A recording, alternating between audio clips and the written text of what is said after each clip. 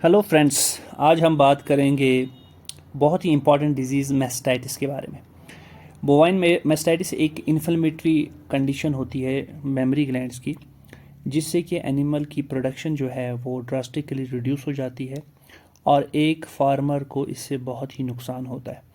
तो आज की वीडियो में हम बात करेंगे इसी बीमारी के बारे में और जानेंगे कि कौन कौन से फैक्टर्स हैं जो इस बीमारी को इफ़ेक्ट करते हैं और जिसकी वजह से ये बीमारी होती है और जिसकी वजह से इकोनॉमिक लॉस फार्मर्स का होता है।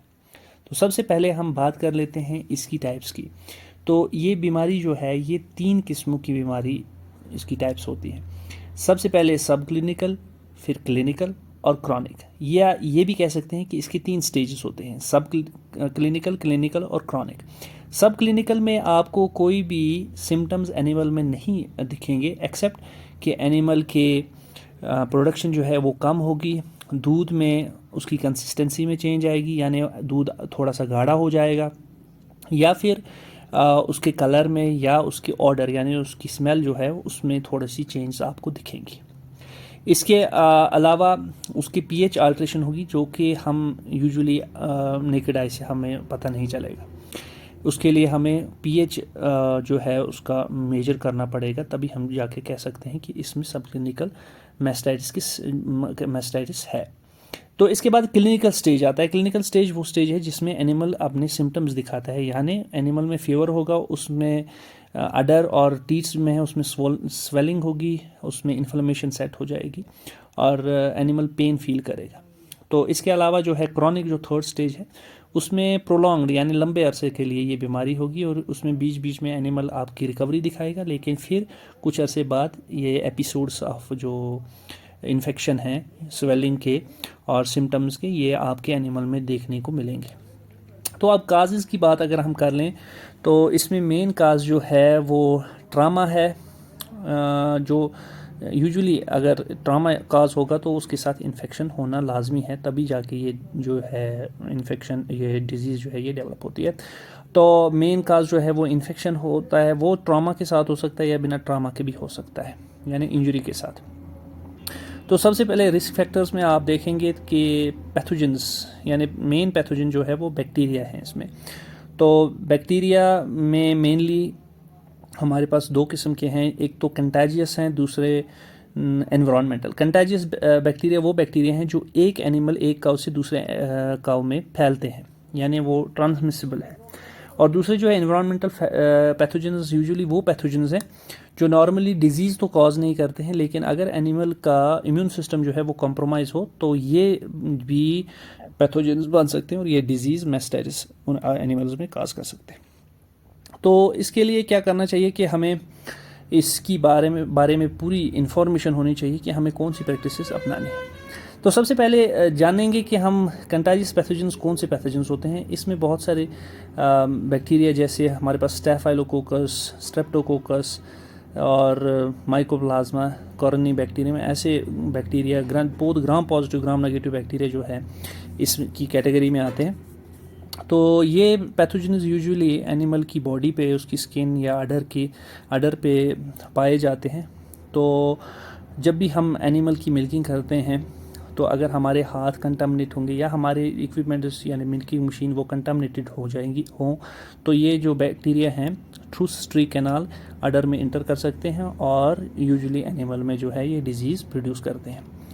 इसके अलावा जो हमारे इन्वायरमेंटल पैथोजेंस यूजुअली वो एनिमल की बॉडी पे तो नहीं होते हैं, लेकिन वो एनिमल की इन्वायरमेंट, जैसे हमारे काउशेड्स में और एनिमल के आसपास जो होते हैं वहाँ पे यूजुअली प्रेजेंट होते हैं, लेकिन वो ऐसा डिजीज़ काज नहीं करते हैं। लेकिन जब एनिमल स्ट्रेस में हो या उसका इम्यून सिस्टम जो है वो कंप्रोमाइज़ हो तो उस कंडीशन में ये पैथोजेंस जो हैं वो अगर एडर में इंटर कर जाते हैं तो वो भी इस किस्म की डिजीज़ को जो है वो कर सकते हैं, मैस्टाइटिस उस एनिमल में डेवलप हो सकती है। तो इसकी एक मिसाल जो है ई कोलाई, नॉर्मली ये बैक्टीरिया जो है ये जो फीसिस हैं यानी वेस्ट मटेरियल जो एनिमल्स का है या ह्यूमंस का है उसमें ये पाए जाते हैं। तो इसके अलावा जो हमारे इस डिज़ीज़ को काज करने में कुछ फैक्टर्स हैं जो बहुत ही अहम रोल प्ले करते हैं। उसमें एक होस्ट फैक्टर है जिसमें ब्रीडिंग और जेनेटिक्स के ताल्लुक से हम ये कह सकते हैं कि कुछ ब्रीड्स जो हमारी हैं, जैसे हमारी देसी ब्रीड है, वो इस डिज़ीज़ के लिए रेजिस्टेंट है एज़ कम्पेयर टू हमारी जो एग्जॉटिक यानी जो बाहर से हमने ब्रीड्स लाई हैं, जैसे हॉलस्टीन फ्रीजियन हो गया या जर्सी हो गया। तो अगर हम एग्जॉटिक ब्रीड्स की बात करें, जर्सी और एचएफ जो इसका चलन हमारी वैली में बहुत ज़्यादा है, तो इसमें से भी हमारी जो क्रॉस ब्रेड हैं जिनमें कोई देसी कैरेक्टर भी है, जैसे हमारे प्योर ब्रेड या क्रॉस ब्रेड के मुकाबले में जो हमारी प्योर ब्रेड है वो ज़्यादा ससेप्टेबल है इस डिज़ीज़ के लिए, और हमारे जो क्रॉस ब्रेड एनिमल्स हैं तो वो रेजिस्टेंट है कंपैरेटिवली प्योर ब्रेड, यानी जो प्योर गाय है हमारी, एचएफ हो गई या जर्सी हो गई। तो इसी तरह जर्सी और अगर एचएफ का हम कंपैरिजन करें तो इसमें एचएफ जो है वो ज़्यादा ससेप्टेबल है और Jersey resistant to slightly resistant है towards this disease as compare to HF. तो इसका रीज़न यही हो सकता है कि एचएफ जो है वो हाई यील्डिंग काव है, और हाई यील्डिंग काउज में यूजुअली अडर में वेयर एंड टेयर ज़्यादा होता है, उनकी स्ट्री कनाल जो है वो ज़्यादा टाइम खुली रहती है, और इसके अलावा उनमें जो cell producing milk producing cells होते हैं उनका वेयर एंड टेयर भी ज़्यादा होता है, तो इसलिए उनकी ससेप्टेबिलिटी ज़्यादा होती है। इसके अलावा एक और फैक्टर जो है वो एज फैक्टर है। यूजुअली देखा गया है कि जो ओल्डर गाइज हैं, हमारी पुरानी गाय हैं, काउस हैं, उनमें ये डिज़ीज़ जो है उसकी इंसिडेंस ज़्यादा है, क्योंकि सेम उनमें एक तो स्ट्री कैनाल ज़्यादा टाइम तक खुली रहती है, और उनमें जो मिल्क प्रोड्यूसिंग सेल्स हैं उनकी परमिबिलिटी, उनमें गैप्स जो हैं वो बन जाते हैं, जिसकी वजह से जो पैथोजन है वो उनमें ईजिली एंटर कर लेता है। इसके अलावा एक और बहुत ही इम्पॉर्टेंट स्टेज जिसमें एनिमल को ज़्यादा ख़तरा होता है कि ये डिज़ीज़ कंट्रैक्ट कर सके, वो उसको ट्रांजिशन पीरियड हम बोलते हैं, और ये पीरियड होता है जब गाय आप बच्चा देने वाली हो उससे पहले 3 हफ्ते और फिर बच्चा देने के बाद के 3 हफ्ते, यानी कुल मिला के ये करीबन 6 हफ्ते का जो टाइम होता है बच्चा देने से पहले 3 और फिर 3 बच्चा देने के बाद, उसमें ये गाय हाईली ससेप्टेबल होती है इन्फेक्शन के लिए, क्योंकि उस वक्त अडर में कुछ ऐसी चेंजेस आती हैं और जो नॉन प्रोडक्टिव से प्रोडक्टिव अडर बनती है, तो उस टाइम स्ट्री कैनाल भी खुलती है, तो इस तरह से ये जो ससेप्टिबिलिटी होती है वो ज़्यादा होती है। तो इसी पीरियड, ट्रांजिशन पीरियड में हमें ख़ास ख्याल रखना है कि एनिमल की न्यूट्रिशन बैलेंस करना है, और हमारी साफ सफाई का ख़ास ख्याल रखना है।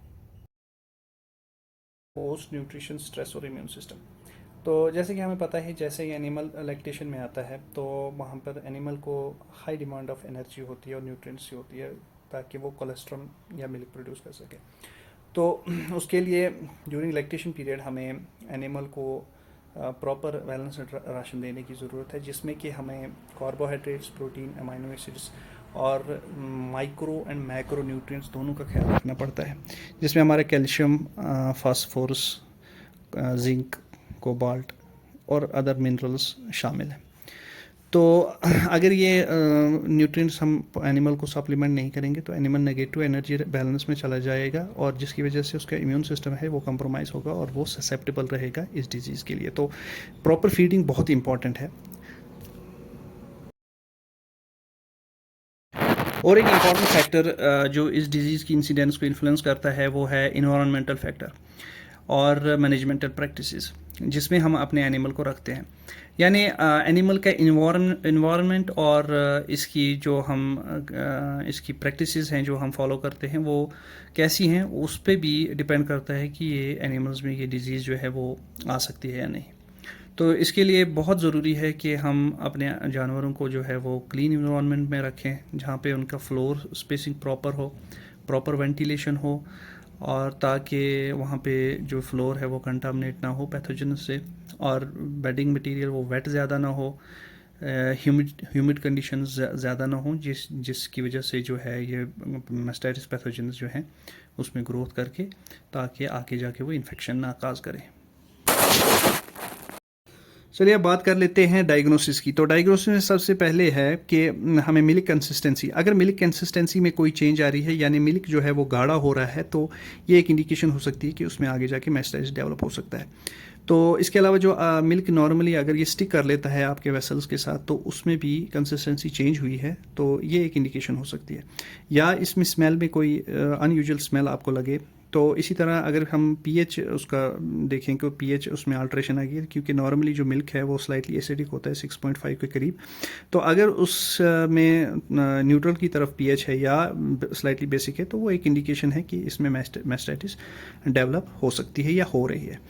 तो इसके लिए हमारे पास एक टेस्ट भी अवेलेबल है जिसको हम कैलिफोर्निया मैस्टाइटिस टेस्ट कहते हैं। उसमें सोमैटिक सेल काउंट किया जाता है, यानी ल्यूकोसाइट्स जो मिल्क में आते हैं तो उसको रिएजेंट के ज़रिए से काउंट किया जाता है। तो इसमें एक सिंपल से टेस्ट, 4 अलग अलग जार्स में मिल्क कलेक्ट किया जाता है, फिर रिएजेंट एजेंट ऐड किया जाता है। अगर इसमें मैस्टाइटिस होगा, इन्फेक्शन होगा, तो उसमें कंसिस्टेंसी चेंज होती है और वो मिल्क जो है वो दूध जो है वो गाढ़ा हो जाता है। तो इस तरह से हमें अर्ली डिटेक्शन ऑफ मैस्टाइटिस हो जाता है।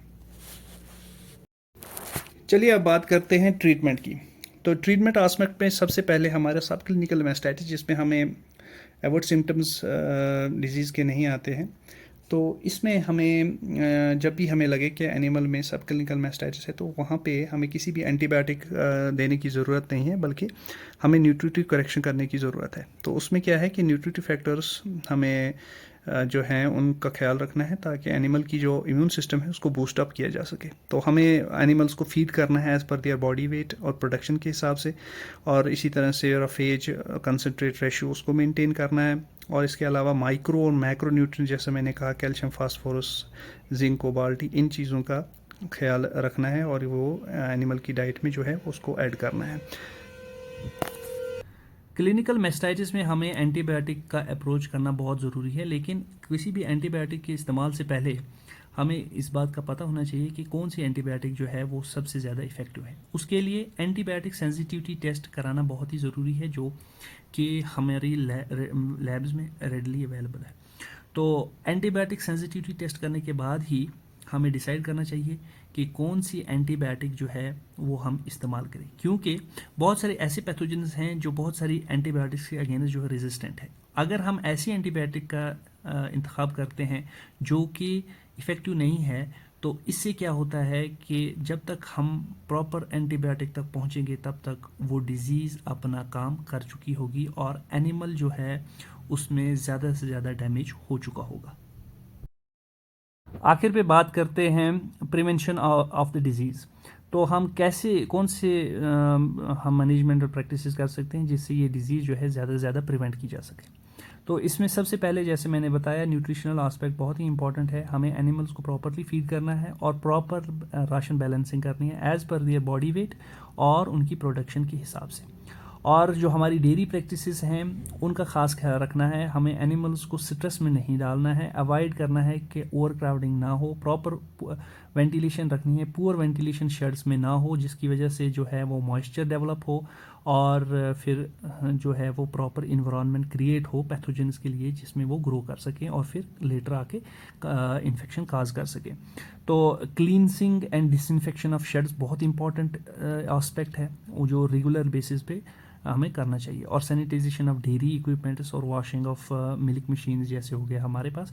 और इसी तरह जो हमारी डेयरी प्रैक्टिसेस हैं, जब भी हम मिल्किंग के लिए जाएं तब प्रॉपर हाइजीनिक कंडीशंस जो हैं, प्रैक्टिसेस जो हैं वो अपनानी चाहिए। तो इन चीज़ों का ख्याल रख के हम इस डिज़ीज़ को प्रिवेंट कर सकते हैं।